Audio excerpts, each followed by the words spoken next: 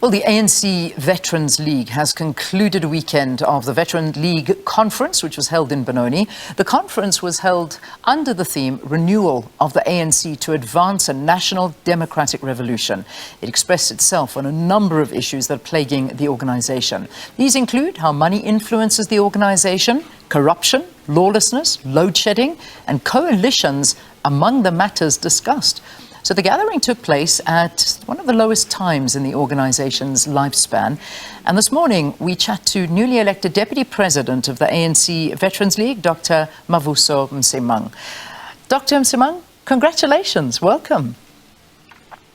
Thank you very much for that. I do wish you could also extend commiserations. This is not a light one. This is a tough job you've taken on. It seriously is, and lots of work ahead of you. And I can imagine you got an understanding of how much work is actually ahead of you with some of the discussions that took place over the weekend about the country. Perhaps you want to go over some of the big hurdling blocks that the Veterans League identified. Yes, thank you very much. First of all, we reported back on what we achieved during the 9 months that we were given to set up a revamped Veterans League, and we did it on time. But very quickly, we needed to, we discussed a number of policy issues that were discussed at the meeting. These included policy on organizing and campaigns. We talked about developed a framework on coalitions, and we looked at a number of other things that you referred to. I do think that we laid a strong foundation for the Veterans League that we were tasked to constitute. They are good people. We looked at issues of what an ANC ought to look like in terms of geographical representation on its national executive, in terms of the cultural so-called race issue. We are all South Africans. As long as we are competent and committed, we should find room in the effort to advance the needs of the country.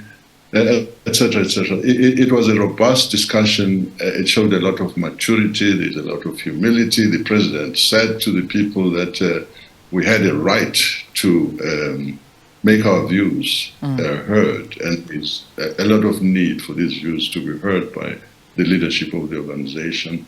And we hope that it will be heard. Yeah, and that is the reality, because there are many issues and there are certainly things that need to happen, and very, very fast. I mean, the party has been talking about not only self-correcting but changing its trajectory for a very, very long time now. What has this weekend's gathering actually achieved? I mean, what has it come up with in terms of an analysis of what is stopping the party from moving forward, from doing what it has been speaking about doing for such a long time? I think when we discuss renewal, which is the buzzword these days, we defined what it means. How do you renew? What would constitute renewal?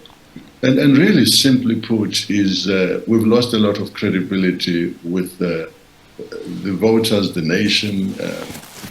And the reason for that is that we've been seen to be highly tolerant of corruption.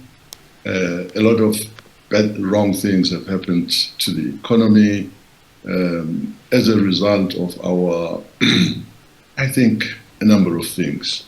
The deployment of people who are not competent,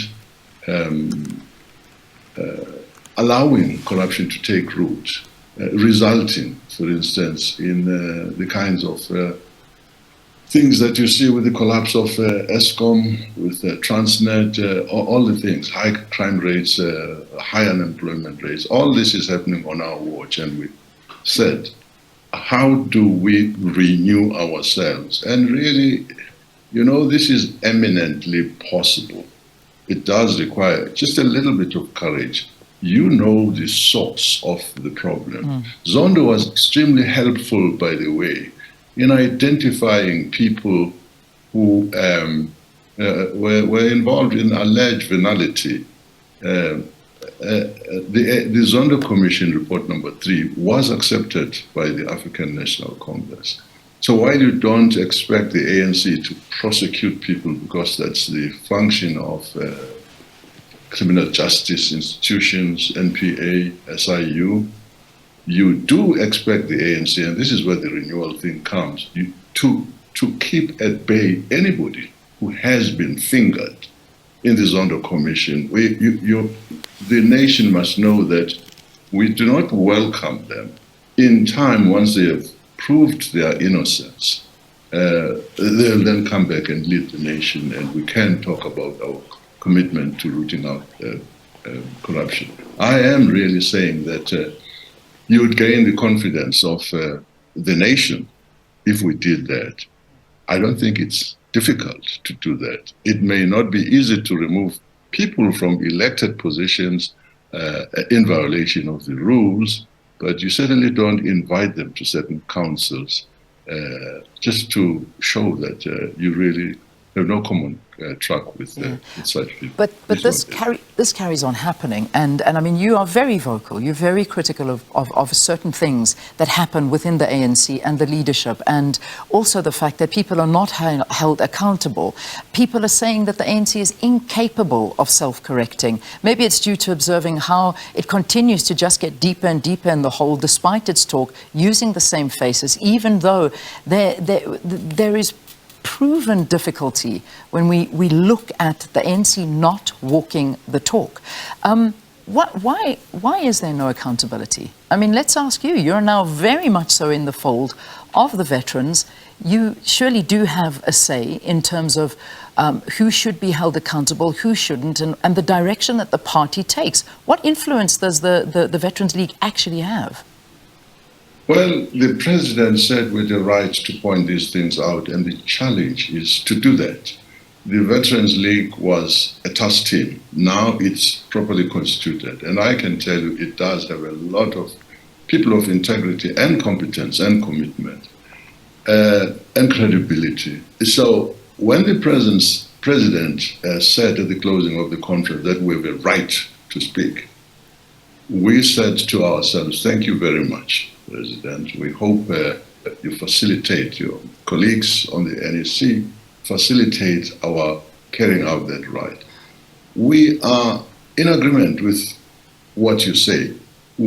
I said a little earlier that the difficulty with renewal is that we have not tackled the corruption within our ranks, not effectively at all.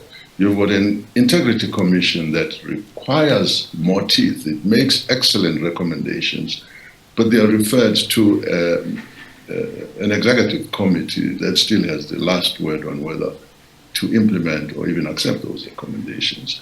You have, as I pointed out, clearly mentioned individuals who were fingered, if you will, by the Zondo Commission that we've accepted. What we need to do, and you'd be amazed, I don't think it's difficult. It's never nice to take action with some of the things, but we are not renewing because we are not taking the action that needs to be taken, really. Can I put it more simpler than that? And we, the veterans, will be pointing this thing out, urging our leaders to really act on these things. And I don't think the excuse will be that we were not allowed to do that. I think we'll find other means of taking the message across. Yeah. That's my short answer. Former President Thabo Mbeki says if you look at anything and everything in the country, South Africa is on a decline. And serious changes and interventions are needed in leadership. This is to quote what he said. This is a loaded statement. It seriously is. Even though you have publicly stated that you are confident that President Ramaphosa is the man for the job and he is the man that is going to lead us to this change. But what we've seen to date has been a serious decline of the state under his leadership. So when we take into account what the former president has said, how do you balance this view? What do you make of all of that? Yeah, I don't know. I think at our conference, we didn't discuss who is the, he is the given leader right now, and we will support his efforts and we'll urge him to do a lot more than has happened now. Honestly, that's what it is. I am confident that he has the ability to do that and that he appreciates the need. If the country is in dire straits today, it is because some of the people who are close to him are seen to be comfortable in that zone and seem to be untouchable. So really all it takes is to get his colleagues on the National Executive Council and say, guys, how do we react to Zondo Commission? Believe you me, if that exercise were done, maybe it is, but we need to see the outcome of those kinds of things. So I agree with Comrade former President Mbeki. He is right. The ANC is on the decline and the evidence is all over. But I'm saying it is. We are saying it is fixable. And really, if it isn't fixable, then I don't know really what is. I think it is fixable. I think it is not fixed. It's not being fixed adequately at this point in time.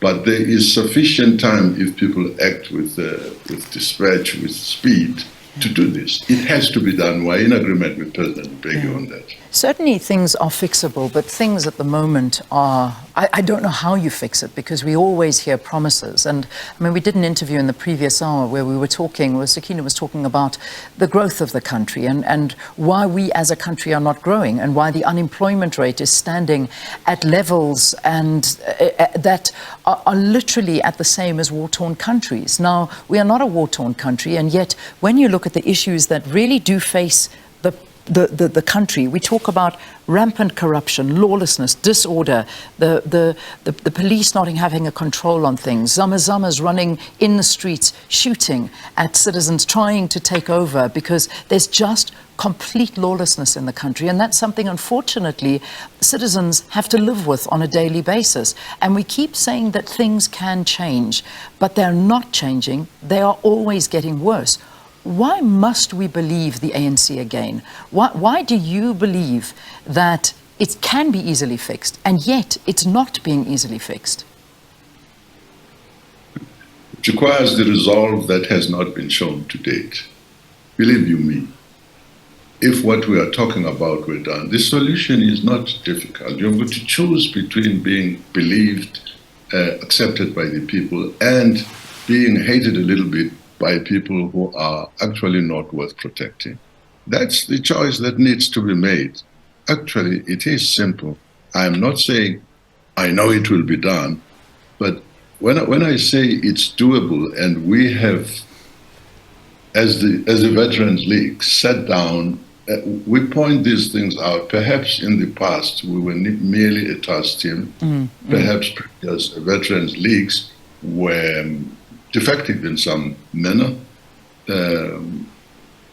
We now have a group of people.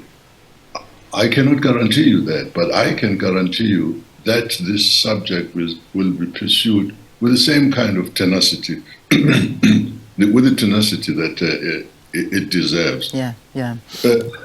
I agree with you. I can understand the skepticism. Indeed. But we're not going to sit back and say, hey, everything we must let go. Yeah. I need to start wrapping, but there is an important point I need to touch on. People like Tony Yengeni, who was barred from contesting these particular elections during the weekend, are questioning why the veterans referred to the ANC coalitions as unethical. But we hear that, and we read that the now president of the Veterans League is very much so in favour of a coalition with the DA, which is found to be neoliberal. I mean, what do you say about this? Is that the stance of the ANC Veterans League, to go into a coalition with the DA and not with the EFF? Because that is what Snooky Zikalala has said. I'm sure when he was asked by somebody else whether he said that, he tried to clarify it. He said, let me tell you what was agreed. we have said that it is important to develop a clear policy, clear guidelines as to who you go into coalition with. And this must be based on ethics, on integrity, and on, a commonality of objectives. I think if, as Nuki said, if the DA, I don't know, if there are certain objectives, the DA's fault, to my mind, the DA's problems right now, since we're talking about it, is they don't seem to realize that 1994 happened. And so you still have a party that wants to be national, actually toughing out or causing very good people. We know them all. Mavuso Msimang is a person I respect very much. Lindy, many others. They thought they had found a home there, and they were going to make a contribution, to my mind, that would give the ANC a real run for their money. These people couldn't stay. You have Mr. Steenhuisen talking about rejecting affirmative action. It's ridiculous. You can't keep black people, any people, out of the economy, outside politics for centuries. And then because 30 years have passed of government and misgovernment, you believe that such a policy is no longer, we are democratic now, there is no longer a need for that. So, yes, I'm saying that for me would be a no-no. Okay. In terms of, if that's their objective, their position, I think not me. Yeah. The who met take the view that we can only go into coalition with people for whom we've got common objectives. And we leave it there. ANC Veterans League Deputy or Vice President Dr. Mavuso Msimang, thank you for talking to us and also sharing some of the outcomes of the organization's third conference.